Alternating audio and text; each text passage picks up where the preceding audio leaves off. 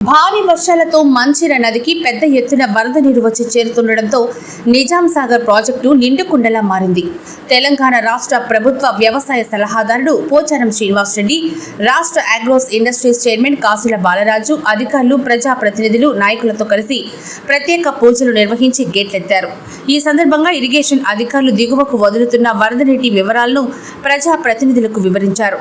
Nizam Sagar ప్రాజెక్టులోని 18,000 క్యూసెక్ల inflow వచ్చి చేరుతోందని, project పూర్తి స్థాయి నీటి మట్టం 1405 అడుగులకు గాను ప్రస్తుతం 1403 అడుగులకు నీటి నిల్వ చేరిందని అధికారులు వివరించారు. ఈ సందర్భంగా పోచారం శ్రీనివాస్ రెడ్డి మాట్లాడుతూ, కురిసినటువంటి వర్షాలతో నిజాం సాగర్ ప్రాజెక్టు నిండు కుండలాగా తయారైంది. రైతంటే నీరు, నీరంటే రైతు, రైతంటే సమాజం, సమాజం అంటే రైతు. అన్నం పెట్టే రైతన్నకు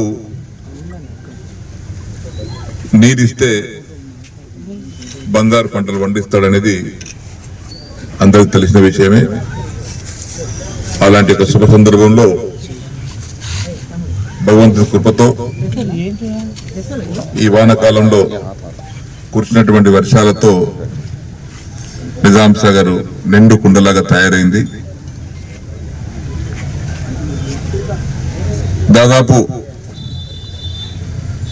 ఎంత కెపాసిటీ నీళ్లు ఉండాలనో అంత కెపాసిటీ, కొద్ది తక్కువ అంత కెపాసిటీ నీళ్లు వచ్చినాయి. ఇంకా పైనుంచి కూడా 27,000 క్యూసెక్స్ నీరు వస్తా ఉన్నాయి. ఇంకా సింగూరు ప్రాజెక్టు అక్కడి నుంచి కూడా నీళ్లు రావాల్సిన అవసరం ఉంది. అక్కడ కూడా 40,000 క్యూసెక్స్ తో నీళ్లు ప్రవహిస్తా ఉన్నాయి. సో కాబట్టి ప్రాజెక్టుకు ఈ ప్రమాదం జరగకుండా పూర్తి స్థాయిలో నీటి మట్టం వచ్చిన తర్వాత గేట్ వదిలిపెడితే, పోయినసారి కడెం ప్రాజెక్టు ప్రమాద స్థాయికి వచ్చింది.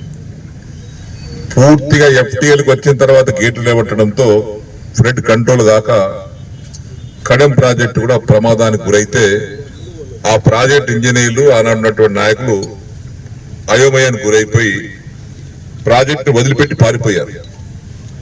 కానీ ఆ భగవంతుడు కనికరంతో వర్షం తగ్గి, ఇన్ఫ్లో తగ్గి ప్రాజెక్టుకి ఎలాంటి ప్రమాదం జరగలేదు. కాబట్టి ఇంజనీర్స్ కానీ ఎవరైనా కానీ ఏమాత్రం పరిజ్ఞానం ఉన్నటువంటి వ్యక్తులు పైనుంచి ఇన్ఫ్లో వస్తూ ఉంటే దాని అంచనా వేసుకొని ప్రాజెక్టులో నీటిని ఎంతవరకు ఆపుకోవాలి, వచ్చిన నీటిని ఏ విధంగా వదిలిపెట్టుకోవాలనే ఆలోచనతో ఉంటేనే ప్రాజెక్టులకు ప్రమాదం జరగకుండా ఉంటుంది. కాబట్టి ఈరోజు 27,000 క్యూసెక్స్ నీరు పైనుంచి వస్తా ఉన్నాయి. సింగూరు నుంచి కూడా నీళ్ళు వచ్చే అవకాశం ఉంది రేపు ఎల్లుండి మళ్ళా సాయంత్రం కల్లా.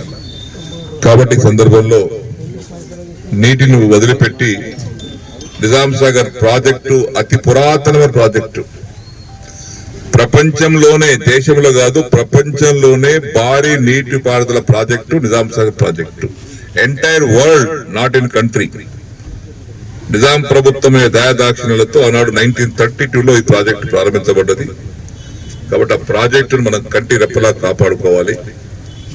దాని కంటి రెప్పలా కాపాడుకుంటేనే రైతుకు న్యాయం జరుగుతుంది. కాబట్టి ఆ ఉద్దేశంతో నేను గౌరవ చీఫ్ ఇంజనీర్ గారితో మాట్లాడి ఉదయం కలిసి 23 జూన్ నాడు నీరు వదిలించాం.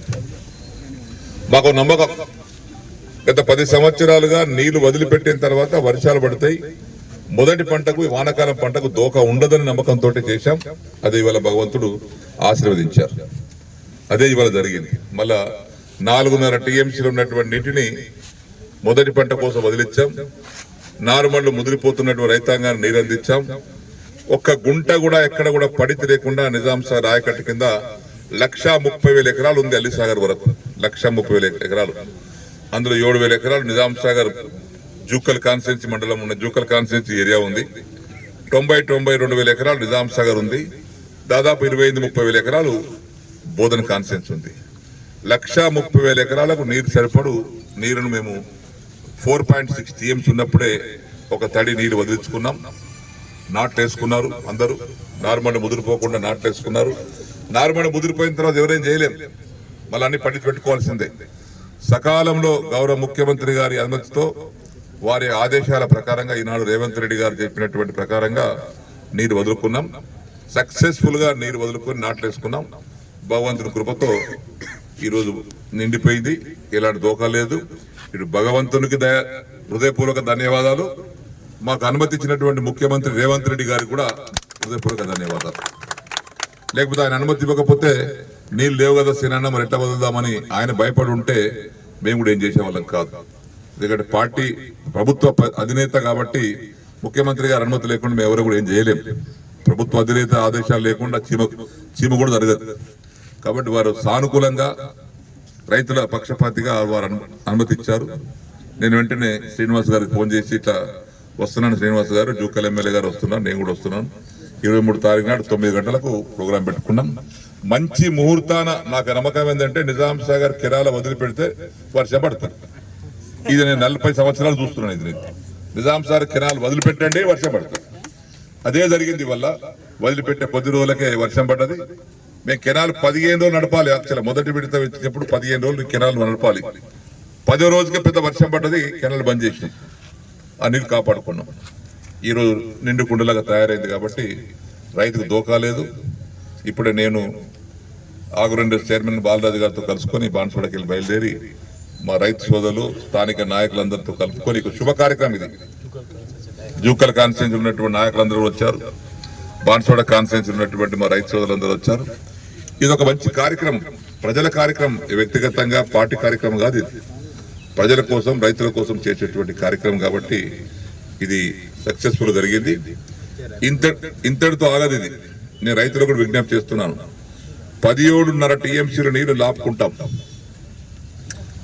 ఇంతవరకు వర్షాకాలం పంట పండుతుందా లేదా అని అనుమాన పడ్డాం. అయిపోయింది. వర్షాకాలం పంట బాగా తీరింది. యాసంగి పంట కూడా పండుతుంది సక్సెస్ఫుల్ గా. ఇది 10 సంవత్సరాలు జరుగుతుంది. ఇట్లనే ప్రతి సంవత్సరం ఇది జరుగుతుంది. శ్రీనివాస్ గారు వచ్చిన తర్వాత ఇది 4వ సంవత్సరం. ఇదే సిలసిల కొనసాగుతూ ఉంది. నీళ్ళు వదిలిపెట్టడం, మళ్ళా నిజాం సాగర్ నీళ్ళు రావడం, యాసంగి నీళ్ళు వదిలిపెట్టడం, యాసంగి వదిలిపెట్టిన సందర్భంలో నీటిని పొదుపు చేసుకొని మళ్ళీ వానాకాలం కోసం నీళ్ళు ఆపుకుంటాం. అయిపోయింది. వానాకాలం ఈ పంట వచ్చేసింది. యాసంగి పంట వచ్చేస్తుంది. యాసంగి పంటలో నీటిని పొదుపు చేసుకొని నీటిని కాపాడుకుంటే మళ్ళా వచ్చే వర్షకాలం కూడా నీళ్ళు ఉంటాయి. దూరదృష్టిది. వచ్చే వర్షకాలం నీళ్ళు లేవనుకో నార్మల్ పోసుకొని రైతులు బాధపడుతుంటారు. నీళ్ళుండే నిజాం సాగర్ ఇది చాలా ప్రాజెక్టు కింద సంవత్సరం అయింది. అదే ఇప్పుడు నిజాం సాగర్ ప్రాజెక్టు కింద నాటు జరిగినటువంటి ప్రాజెక్ట్ ఏదైనా ఉందంటే నిజాం ప్రాజెక్ట్ ఒకటే. ఎక్కడ నీళ్ళు వదిలిపెట్టలే నీళ్ళు లేక. నేను దూరదృష్టితోటి వీళ్ళందరితో మాట్లాడి ఎప్పటికప్పుడు నాకు అనుభవం ఉంది కాబట్టి యాసంగి పంటలు నీరు వదిలిపెట్టినప్పుడు వృధా చేయకండి. ఏమైనా మిగిలితే మన వర్షకాలం పంటకు అవసరం వస్తుంది. ఆ వర్షకాలంలో ఏమాత్రం మిగిలిన మళ్ళీ వర్షాలు పడి వర్షకాలం పంట వండుతుంది. కాబట్టి నీటిని వృధా చేయవద్దని యాసంగి పంటప్పుడు ఇంజనీర్లతో మాట్లాడి పర్యాటకులు కనీస వసతులు పర్యాటకంగా మారుతామని గతంలో కూడా మీరు అయింది. గతంలో ముఖ్యమంత్రి గారు ఇక్కడికి వస్తామని చెప్పారు. శ్రీనివాస్ గారు రోడ్ వేయించిండు ఆగమేఘాల మీద. ఈ గుల్గస్త్ గెస్ట్ హౌస్ కూడా బాగా చేశాం. ఈ నాగమడుగు యొక్క ప్రాజెక్టు రివ్యూ కోసం వచ్చినప్పుడు ఈ టూరిజం దాని మీద డెవలప్మెంట్ కోసం నిధులు అడుగుదాం అనుకున్నాం. సరే వివిధ కారణాల వల్ల రాలేకపోయారు. కాబట్టి మన ఇన్ఛార్జ్ మంత్రి జూపల్లి కృష్ణారావు గారే టూరిజం శాఖ మంత్రి కాబట్టి వారికి బాన్స్వాడలో ఒక ప్రోగ్రాం పెట్టి ఆహ్వానించేది ఉంది. మా దగ్గర అమృత్ స్కీమ్ అని ఒక డ్రింకింగ్ వాటర్ స్కీమ్ మంజూరైంది 52 కోట్లతోటి. నేను బాలరాజు గారు ఆ జూపల్లి కృష్ణారావు గారు ఆహ్వానించి, జూపల్లి కృష్ణారావు గారు అంటే టూరిజం మినిస్టర్, వారితో మాట్లాడి ఇక్కడ అవసరం నిజాం సార్ తీసుకొచ్చి మీరు అన్నట్టుగా ఇక్కడ పెండింగ్ ఉంది చాలా రోజుల నుంచి. పోయిన ప్రభుత్వం నుంచి కూడా ఇది చెప్పినటువంటి విధానం మా వాళ్ళకందరికీ కూడా ఇక్కడ ఆహ్లాదకరంగా వేడివేడి మక్కలు తినాలి, వేడివేడి పల్లికాయ తినాలి, వేడివేడి ఛాయ్ తాగాలి.